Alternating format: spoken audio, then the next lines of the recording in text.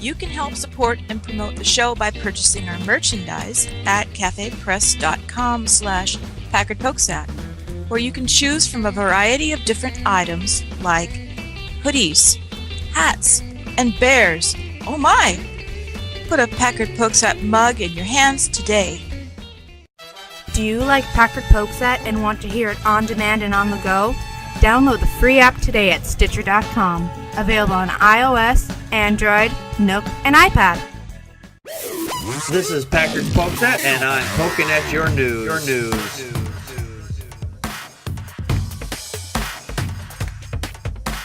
Good evening, everyone. Welcome to another fine edition of Packard Pokes At. I am your immutable and unmutable host and well-fed turkey fed. Packard Sonic. We do have Thanksgiving coming up. And joining me from the far East Coast and snowbound is Joe Unseen. It's Quagmire. Giggity.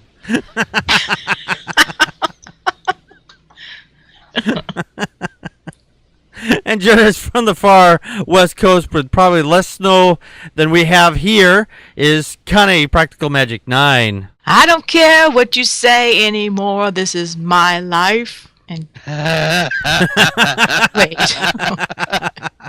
I just looked around and realized what I did. Okay. Never mind. It's still my beating heart. Oh, well, we have some good stories for you tonight, so let's get on to our first topic for this evening. Building a better future, science and technology. We've been talking a lot about drones in the last few shows, and, well, drones are really big right now. And one of the things they're doing with drones is that they are now hooking them up. We'll get them working with unmanned helicopters. What they're doing with them, there's a forest fire or something, they can send these helicopters in there that are unmanned. The helicopter can go retrieve water on its own and then find the flames with the sensors and the cameras that it has on the drone and the helicopter, and then douse those flames out all completely by itself, which is fucking cool, because there's so many times when helicopters have to go into these dangerous situations and to try to put out these fires, and it's a lot harder if there is humans on board, because they just put them in harm's way. If something happens, that helicopter goes down, you've lost more lives than you're trying to save. Joe, your thoughts? Yeah, this is definitely cool. It seems that the drone and the helicopter work in tandem, and I believe the drone is actually operated by somebody. It has a camera on it, yes, and somebody controls it. And what they use the drone for is it goes in and it finds the fires, it finds the hot spots, yes, the flames in the forest, and it like paints them with a, I don't know if it lights them up with a laser or anything, but it just sort of lets the helicopter, the unmanned helicopter, know, okay, the fire is over here. The helicopter, like you said, will get its own water and go and dump it on the fire, and that's pretty neat. Because they're saying with the climate changing now that there might be an increase in lightning strikes, and lightning strikes are one of the leading causes of wildfires. Yes. So getting pilots out to remote regions, it's sometimes there isn't enough pilots, sometimes the forest fires are so big the pilots become fatigued and they have to take breaks. And these robotic helicopters can just work around the clock so long as you keep them fueled.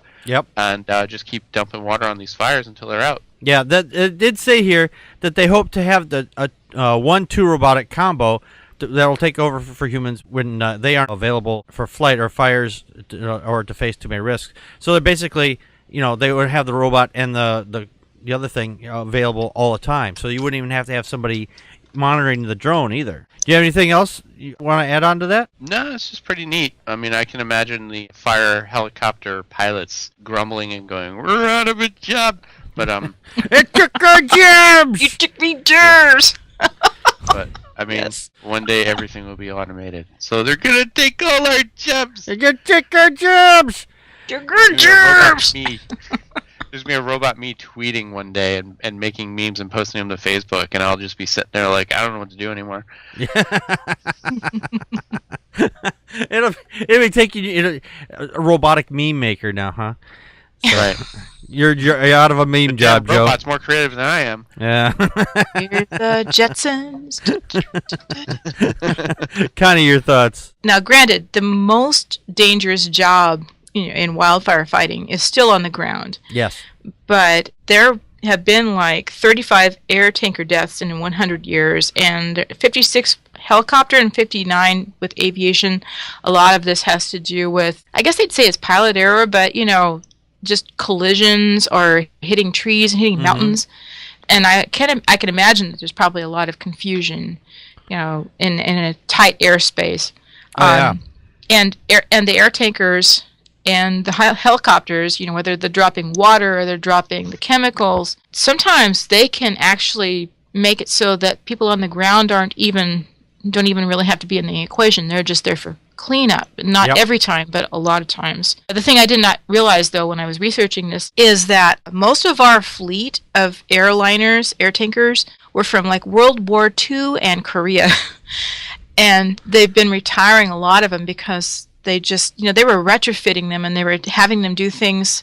They're supposed to be delivering bombs, and now they're delivering water. Water bombs. Yeah, and so, granted, if you have a 50-year-old car in your garage, that's a classic, but, you're... 50-year-old helicopter is not something you want to be all flying around in. It's a little farther off the ground than the El Camino, Right. It is interesting that just as of last month too, in October, we had another collision, most recent October 7th, an air tanker in Yosemite. This was one of those 50-year-old planes. It crashed, and so it's really important that we step up our firefighting. And I like this because if this helps get people on the ground out of harm's way, because when a wildfire turns and they're in like a bowl or something, all they can do is cover up with a blanket and hope that it rolls over them. Yeah. So I remember hearing a story a while back. There were some firefighters that were found after the wildfire, and they had those blankets on there, like 4 or 5 people. And actually, that was in Eastern Washington, I think. Yes. Yeah. And it, I didn't remember where it was, but they died because they thought the heat blankets were going to protect them, but they, it basically turned them into giant roasting pans. Right. So just thinking of Thanksgiving early, Sorry, it's really bad. So we're still involving humans. They have to, manipulate the drones. Send in the drones. Send in the drones. Isn't it rich? There's a fire. This is the musical version of Packard Pokes At. Anyway, so the human equation is still involved, but not putting themselves in harm's way, and that is so awesome. Yes, it is. It is awesome. Dawkins tweeted out, Packard, stop talking about old choppers. It's not those kind of choppers, or you lose your teeth. Yeah. What? Like that, son of boy, you whippersnapper? What? Yeah, whippersnapper, yeah, my choppers. Get my rheumatism medicine there, Packard. I need it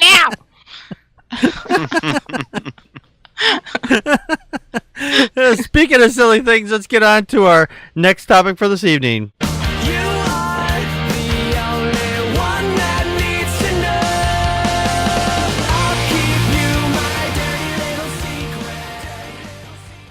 And tonight it's a secret. We've got some very funny ones coming up. I actually have not previewed these, so we're going to take them all one at a time. We're going to give the first one to Connie here. And I'm ready. All right. I'm ready. First one is, in the middle of eating my girlfriend out, I suddenly busted out laughing. Randomly, Puma's line popped into my head. Slimy, yet satisfying. Hashtag moment ruined. Bow, wow, wow. Thank you, Robin Dupree. All right. Joe, I like my men like I like my coffee. Nowhere near my vagina. I completely agree, except I don't like coffee.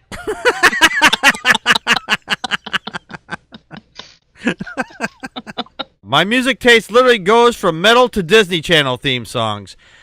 You have one messed up brain. Have you thought of a CAT scan?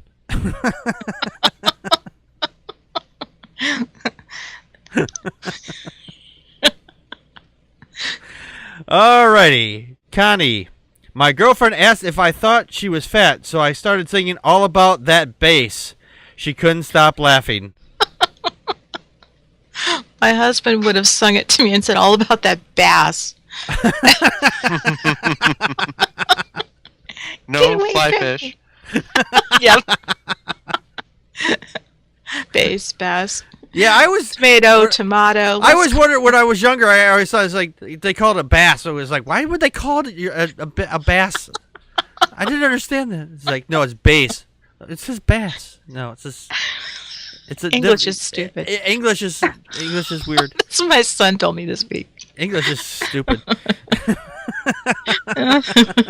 Joe, one time when I was on my period, I opened up a bag of chips and it ripped down the side. I cried for 3 hours. Yeah, the same thing happened to me. But I didn't cry for 3 hours. I just threw my coffee table through the living room window. And it sat in the front yard for a good 4 days, 5 days maybe.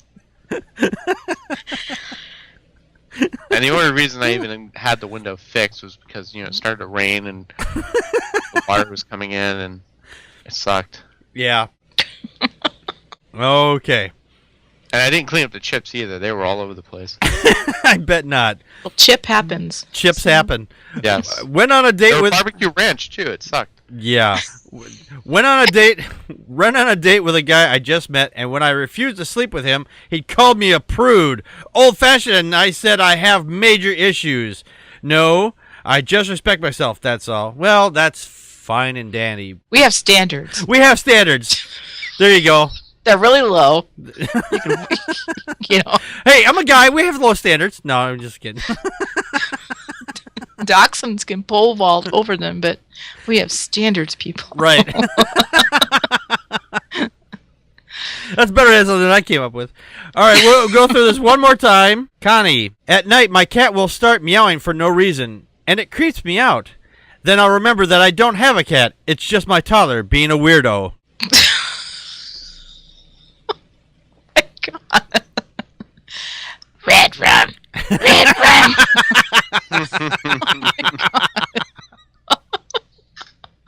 Okay, and you're talking like a cat because why? Shoot. Charlie is a cat that lives in my mouth. That goes back to the first one we did. Get My daughter's sitting there going, no. Tablecloth because the green pea soup is going to fly. Right. All right, Joe. I was watching my kitten trying to attack a fly for 5 minutes, and I thought, stupid animal gets entertained easily. Then I realized I was watching a kitten attack a fly for 5 minutes. I hate to say it, but again, I identify.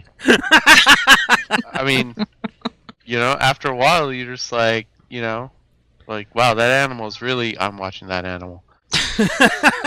And then I think, wow, I should have recorded this because it would have gone viral.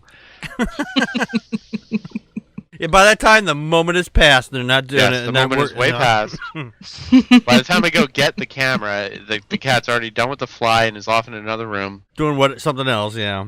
Yeah, taking a shit, which isn't going to go viral. Licking itself.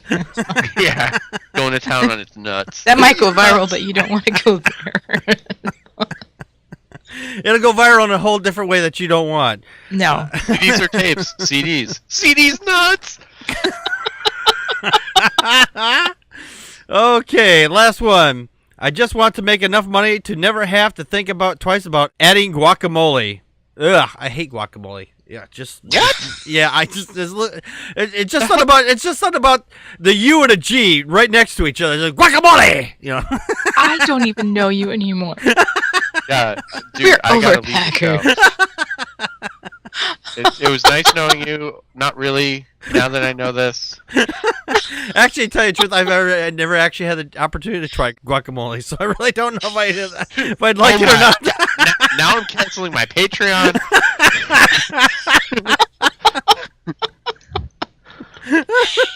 I didn't realize Wisconsin was like Afghanistan. We have no guacamole, man. You get out there, grasshoppers. We have to eat grasshoppers, and it's middle of winter. You know how hard it is to find a grasshopper in the middle of winter? Yeah, under 5 feet of snow. I know. The damn thing skips so fast. Ugh, laughing so hard here. Okay, if you would like to make a donation to the show, and go to patreon.com/Packard Pokes At, where you can donate as little as $1 once a month. It would really help us out. It would help keep me from crashing all the time. I know you guys really enjoy that, but it really makes it sucky for me for all the editing I have to do. It would also help, keep the lights on here, literally, and it would help me in a whole bunch of ways that you can't even imagine. It would be great if you could do that. Again, the address is Patreon, patreon.com/Packard Pokes At. And if you would like to get in touch with us, we're going to give you all the information and how you can do that right now. You should contact us by email at ppapodcast or packardpokesat@gmail.com, and follow the show on Twitter as @PackardPokesAt, and like us on Facebook at facebook.com/PackardPokesAt, or just type Packard Pokesat into the Facebook search bar. Call our Google Voice at 662-709-PPAP or 662-709-7727, and leave a short message and we will play it on the show. Join in the show live Friday nights at 9 p.m. Central Time at vaughnlive.tv/PackardPokesAt. Download and rate us on iTunes, Stitcher Radio, Mixler Radio, and watch the show on YouTube. Visit our show page at packardpokesat.wordpress.com for links to the stories, and purchase merchandise from cafepress.com/PackardPokesAt to support the show. For everyone that rates us, you are awesome sauce. All right, let's get on to our next topic for this evening.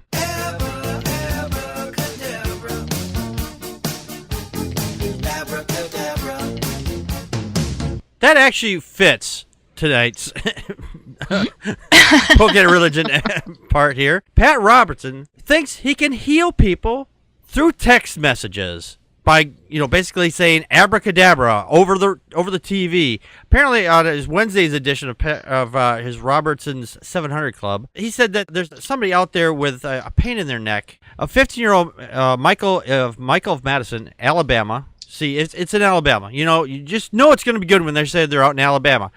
He injured his neck playing a touch football game. Why would you be hurting your neck playing touch football? It's touch football, not tackle football. They said an x-ray was taken at the emergency room. There was really a bad sprain, and the pain was quite severe. He couldn't even turn his head. He received some physical therapy and muscle relaxers that were also prescribed, yet his neck still remains stiff. Then last month, his mother was watching the 700 Club. She heard Pat give a word of knowledge. I just get a little curious why they say it's a word of knowledge. You're giving off your opinion, your prayer, or whatever, and it's not a word of knowledge. You don't know what's going on when you say, this person's got some random person out there has a pain in their neck. Well, there's so many people out in the United States right now who are probably watching your garbage that some of them might have a pain in their neck. Do you think that might be possible? Oh my gosh. As the story goes, you put your hand there on your neck in the name of Jesus. He's healing them. He's like, put your own hand on your own neck. In the name of Jesus, healing right now. She quickly texted her son at school with the news. He read the text and claimed for the word himself immediately he was healed. Yeah, she said she saw it and then sent the text. Robert asked, feigning amazement, but of course explained the healing power of Jesus extends to all things because he is omnipotent.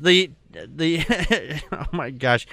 He claims that you can heal cancer, heal leukemia, and heal arthritis, or any condition you've got, no matter what, as long as you believe in Jesus. Joe, your thoughts? Yeah, when I first started watching this clip, they were reading the viewer email from the lady, and this co-host is telling Pat Robertson, the whole story, and he's just sitting there with this big grin on his face, like, we did that, yeah. I'm expecting him to come around and say, like, yeah, we did that via text message, but really the mom sent the text message, and the son, who was like, what was he, away at college or something, or at school or something, and he like texted her back, like, yeah, mom, it's healed, meaning, like, fuck off, mom. Booyah!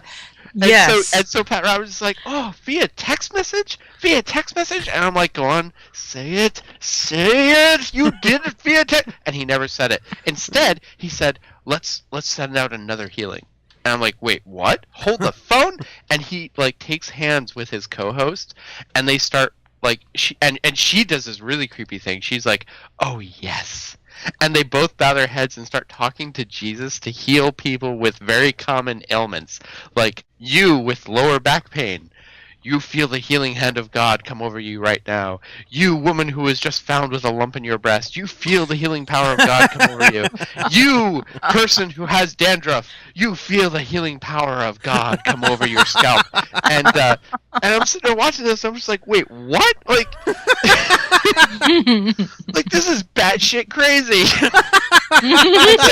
so now anybody who writes in from that moment on and says like, yeah, I think I felt a lump in my breast and now it's gone. Thanks, Pat Robertson. Like they'll be like, yes, I did that. And you know, my scalp used to itch really, really bad. And then I went and I started using some dandruff shampoo, and I showered twice a day for a while, for 2 weeks actually, and then I saw your prayer message, and it went away. Praise Jesus! Yay!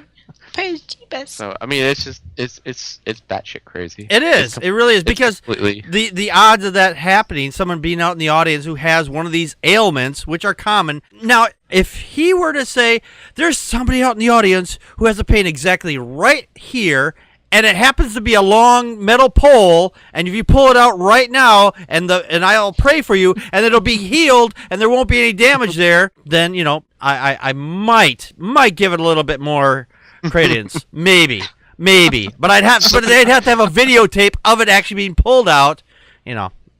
Somebody in the audience is missing a leg. From the knee down. Oh, yeah.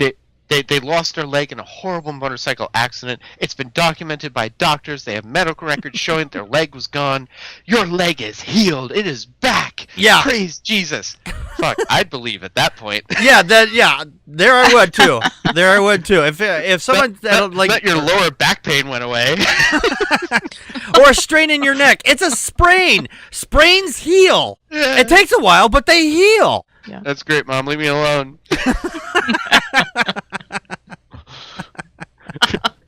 I wonder if that kid is going, oh my God, my mother wrote in to Pat Robertson. Holy fuck. That's so I crazy. know, right? I hope my name wasn't on TV again. She knew my name. No. Connie, your thoughts? You know, the amount of things that he actually had done at the ER, you know, he had the X-ray, and he had physical therapy, and he had muscle relaxants. Yep.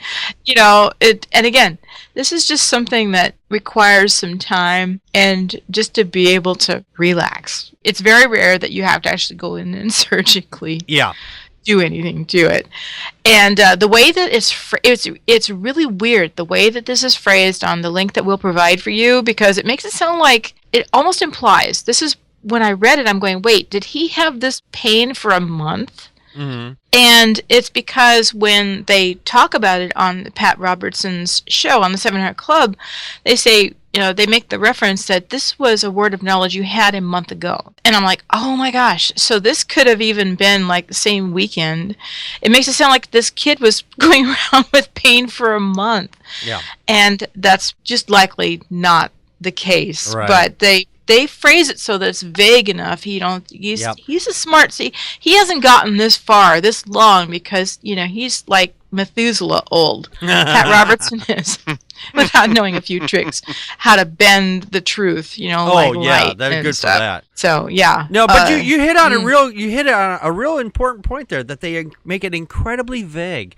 It's like I was dealing with this nut job on Whisper the other day. He's like, this person's like, oh, by the end of the year, this is weird thing's going to happen. And it's like, from where exactly? And then they never replied after that, because I called them out on their bullshit. But because once you start calling them out on their bullshit, then they have no way to go from there. Did you have any other things you want to add to that? No, Pat Robertson, I don't know. Maybe when he dies, the end times will come. But and it'll be a party, because I don't know. Pat Robertson dead. And then, oh my God, then there was the end of the world. Jesus Christ. You might be right, but I might be crazy. Speaking of which, let's get on to our next topic for this evening. Fly me to the moon.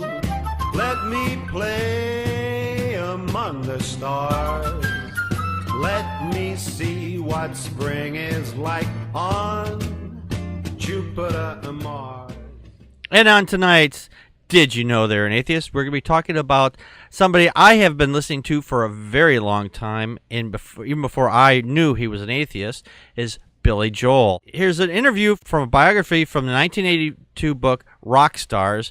Question, he goes, "You're an atheist, I know. When did you settle on that philosophical position?" And his answer was, "Well, I wasn't raised Catholic, but I used to go to Mass with my friends, and I viewed the whole business as a lot of very enthralling hocus pocus. There's a guy hanging on the wall in the church, nailed to a cross and dripping blood, and everybody's blaming themselves for that man's torment, but I said to myself, forget it. I had no hand in that evil. I have no original sin. There's no blood of any sacred martyr in my hands. I'll pass on all of this." And since they already addressed to him, being he's an atheist, and he admitted it right there. Joe, your thoughts? God bless Billy Joel.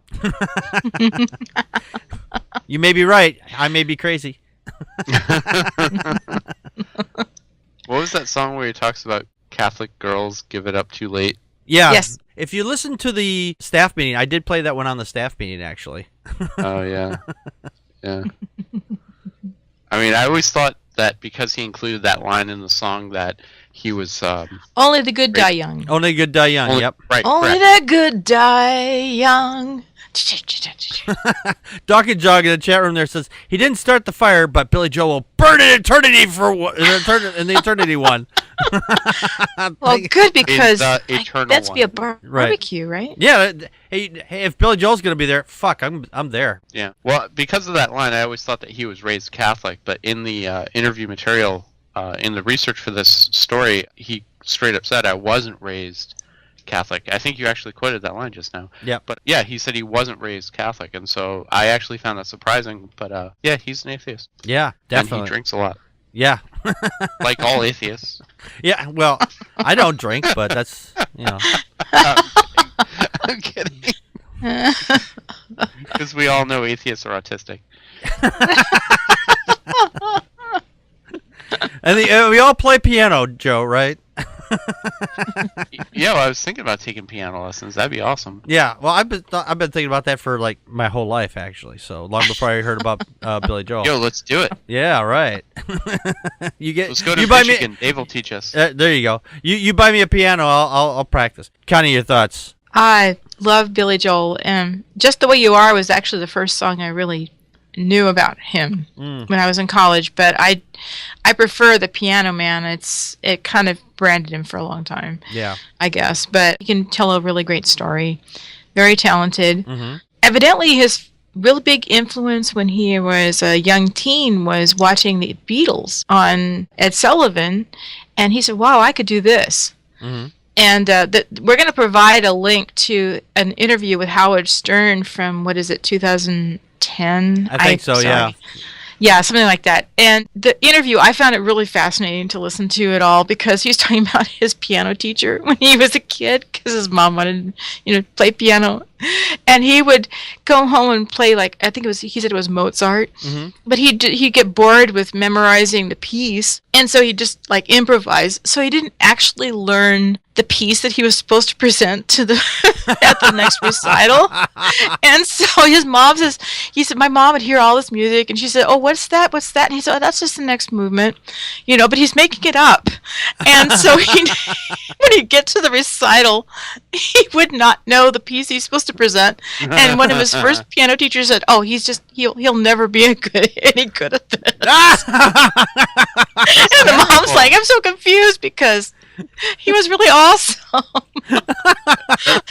That's exactly what a future songwriter would do, is change the music they're supposed to play. Yes, that's right. Yeah, exactly. You hear more. Yeah, and he didn't graduate high school. I mean, he has an honorary high school degree, but he did not finish high school. He wrote his first song at 15, 16 years old. Yep. I'm sorry, I didn't actually write down that note. I mean, really? Yeah, he says it was crap, but, it's that's pretty awesome. Oh, it is. It is, yeah. Yeah. It was pretty awesome. My first exposure to Billy Joel was from a TV show. It was Bosom Buddies, and they played... You can't... on the ones that they put out now for the remakes or whatever, Mm-hmm. they don't have his song on the opening. They have some other bullshit. Oh, you've got to be kidding me. No, they took all of it off there and they put some other song on there. That's tragic because that was our introduction, a second introduction to Billy Joel and also our introduction to Tom Hanks. Yep. And that was actually, I went to download and watch the show because I hadn't seen it like in almost 20 years. Yeah. And I was like going through an episode after the next, and it's like, as soon as I started the first one, it's like they screwed up the song. Where's the song? And they just like, I was like, oh, it's a good show. It was a good show, and I wanted to see all of it because I missed a lot of it. But I was like, you guys took off the best part of the show was the opening. I'm like, you stupid fucks. Oh, and I wish I knew why. I was doing today. I didn't see that that there was a dispute about the song. Sorry, go ahead and Joe. Oh yeah, no, there was his one of his what I know about Billy Joel was the fact is that he had some dealings with his first producer Romeo or whatever it was, and there was so there was a lot of stuff that he was his producer or whatever he was funneling money away from him. And, yes, and so, he went from that record label to another record label, and the producer of that one said, "Yeah, well, guess what? For the next 10 years, I get like a tenth of everything you do." Yeah. I guess there was actually some threatening notes made by his next Billy Joel's next producer. Yeah. So it was a big brouhaha, but yeah. That's neither here nor there, but no, it did not make him an atheist. No, that didn't make him an atheist. He was an atheist long before that time. So anyway, just a little background. I have a lot of his music. I actually have more Weird Al than I have Billy Joel. We discovered that on the. There's some discussion about why that is. Actually, wait, you have more albums. Yeah, I thought about this. Yeah, but do you have more hours of music? Oh, that's true. I'll have to check. Thank you. Yeah, I'll have to get back to you on that though. Okay. It's just a small dispute. Yes, it's a small dispute. But anyway, if you have not heard Billy Joel's songs, look for them. You won't be disappointed. And yes, he is an atheist.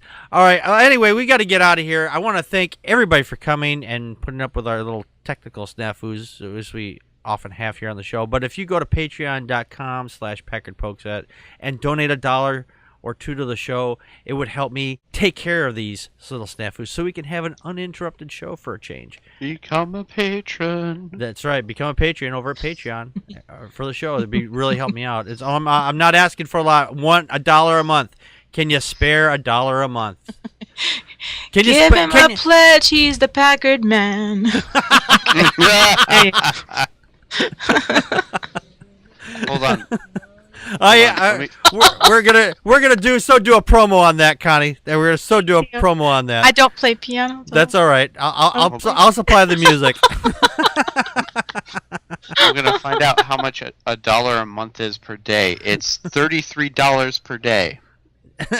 No, it's $1 a month, not $1 a day. So for just $33 per day, you can become a patron. For $1 a month, you can become a patron. Right. Divided by 30 Joe days. at the bar is a friend of mine. He pledged $33 a day. We'll see you next week, the day after Thanksgiving. So be here and full of turkey. We'll see you then. This has been Packard Pokes At. We just poked at your news. And that's a wrap.